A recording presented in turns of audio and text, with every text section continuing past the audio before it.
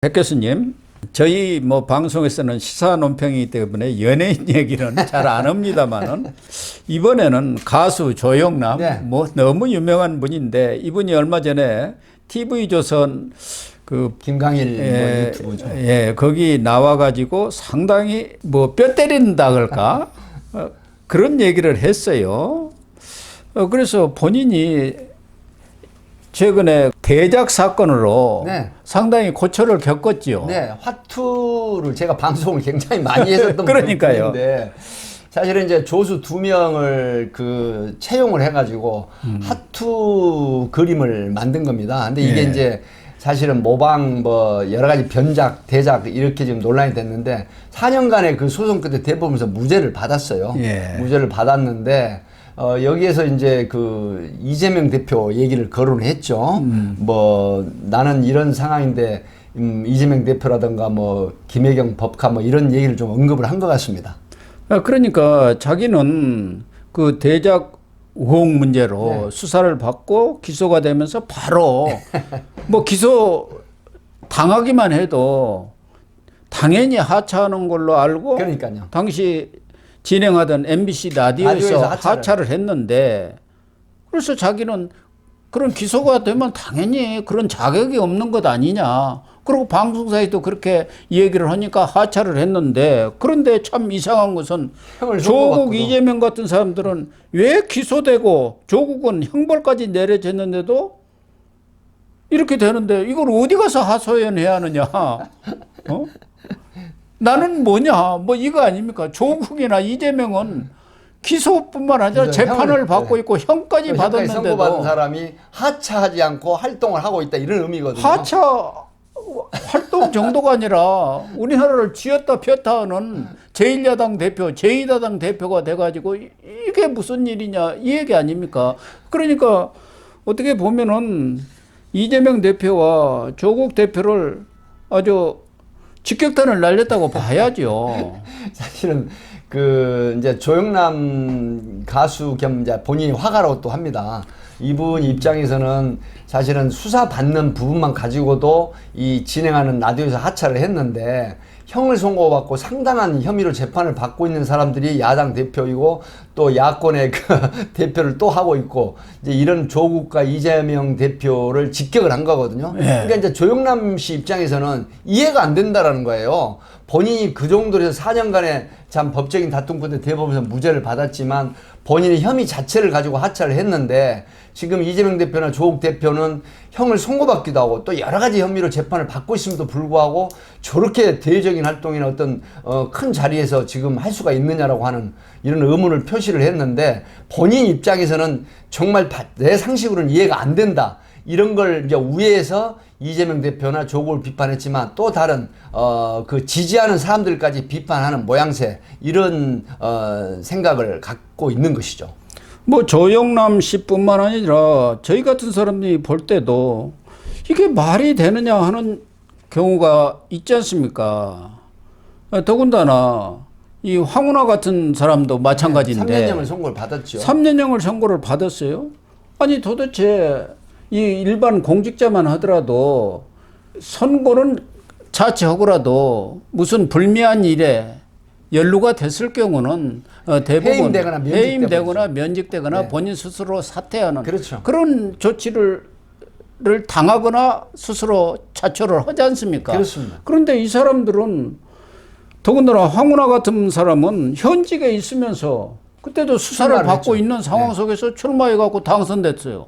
그리고 3년형 받았는데 다른 당으로 옮겨갖고 거기서 또 비례대표로 당선이 돼갖고 원내대표를 지금 하고 있다. 네. 이게 이해가 갑니까?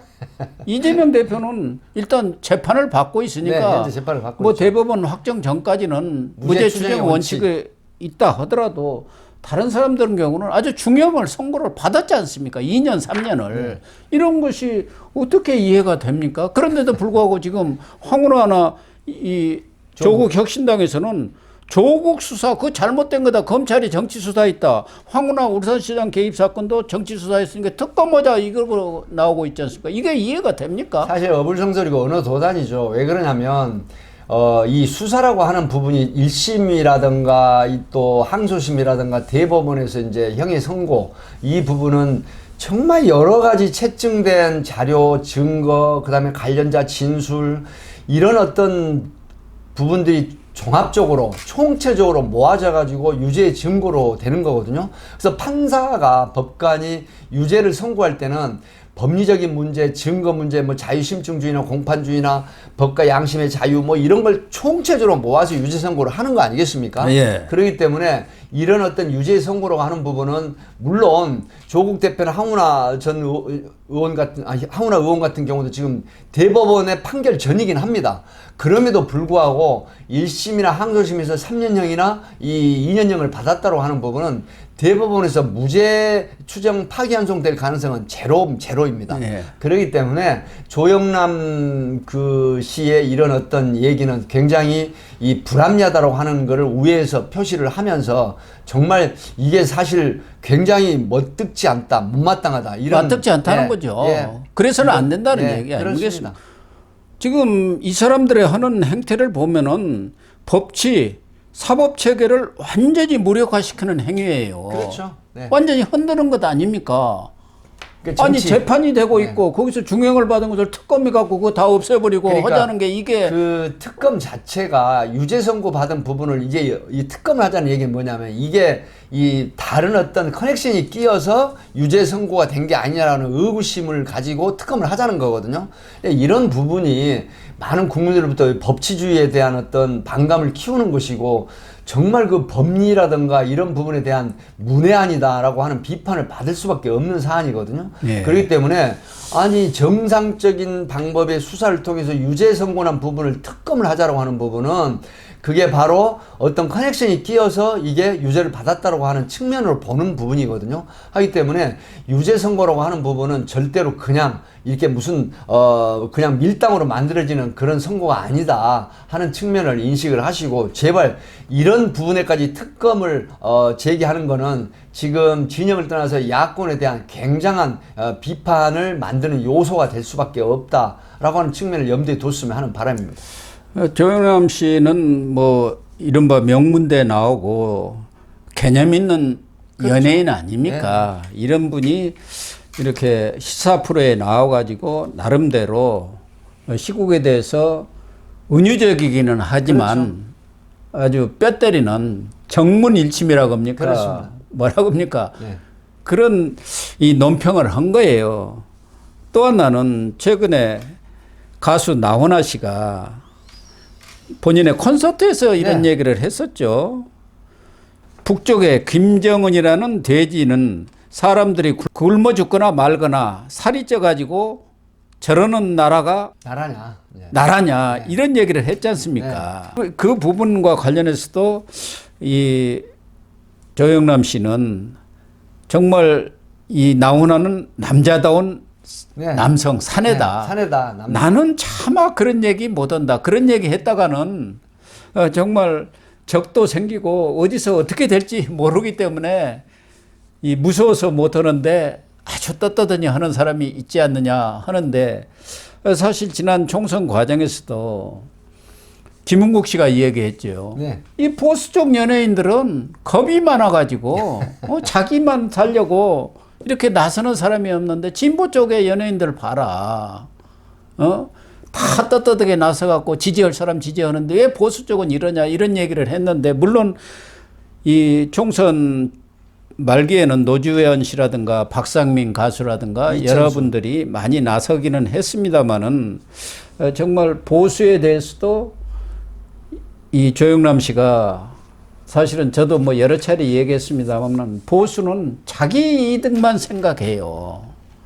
남을 생각하고 자기 진영이라든가 이런 것에 대해서는 말은 그냥 떠드는데 실제적으로 행동에 나서는 사람이 없는 것을 지금 얘기하고 있는 것 아니겠습니까? 그래서 이제 일부에서 웰빙 얘기를 자꾸 하지 않습니까? 소위 말하면 보수도 합리적인 투쟁을 해라. 그리고 이런 어떤 본인이 정말 그 일신한 모습, 투쟁하는 모습이 결코 그 야권 진영의 것은 아니거든요. 그렇다고 하면 정말 이율 배반적이고 불합리하다고 하는 부분, 그리고 진영을 위해서 정말 몸을 던져서 불사르는 이런 모습들이 사실 보이지 않는 게 현실이거든요. 예. 그렇기 때문에 정말 진보나 보수나 이런 부분들에 대해서 비판이 가해지는 부분이 있는데, 사실 보수는 너무 몸을 살인다 이런 부분을 우회적으로 얘기를 한 것 같은데, 사실 웰빙 정당이라고 하는 부분은 좋게 받아들이면 안 돼요. 예. 할 수 있는 거, 선봉에 나서서 행동하는 모습들, 그리고 이거를 깨부수는 이런 형태의 투쟁도 사실 필요한 부분이 있거든요. 근데 모두 보면은 자기 일신상의 이득을 위해서는 굉장히 날뛰면서 뒤에서 정말, 입으로만 구시렁거리고 진영을 그래요. 위해서는 정말 몸을 던지는 이런 모습들이 부족하다고 하는 부분을 정말 그 여권 진영의 이런 모습을 좀 바꿨으면 하는 그런 이유도 있는 거죠. 같은 보수 내에서도 저쪽 보세요. 지난번 총선 때 보면은 많은 사람들이 탈당할 줄 알았지만 안 하고 다 지키잖아요. 네. 이쪽에서는 총선 중에 뭐 보수 쪽 사람들 또 유튜버들 할 거 없이 한동훈 빨리 사퇴하라 하고 자기들끼리 싸우고 있어요. 이래갖고 어떻게 이기겠습니까? 그러니까요. 아, 정말 이 보수 쪽 사람들 보면은 어떻게 이럴 수가 있느냐. 그리고 자기하고 조금만 다른 얘기 하면은 그냥 공격하죠. 공격해요. 뒤에서 공격하는 거예요. 자기 이름이 없으니까 자기를 드러내고는 또 하지도 않아요. 그걸 뭐 간종이라고 하죠. 관심종자. 근데 지금 끝으로 말씀을 드리면 한동훈 위원장에 대한 비판을 제기하는 건 지금 야권에서 하는 비판은 사라지고 오히려 여권 내에 상당한 중진들이 계속 한동훈 위원장을 공격하는 거거든요. 지금 사실 총선 참패 원인은 한동훈 위원장이 아닙니다. 뭐 방송이니까 다 말씀을 안 드리겠습니다만은 프로테이지로 따져서 10%도 안 된다는 분석이 있지 않습니까? 이런 부분이기 때문에 사실은 그 여권의 보수의 어떤 진영에서 내부에서 이 스스로 깎아내리는 자중질환하는 이런 모습들은 좀 안 보였으면 하는 그런 바람이 있습니다. 그렇습니다. 네, 시청자 여러분, 오늘 방송은 여기서 마치도록 하겠습니다. 시청해 주셔서 감사합니다.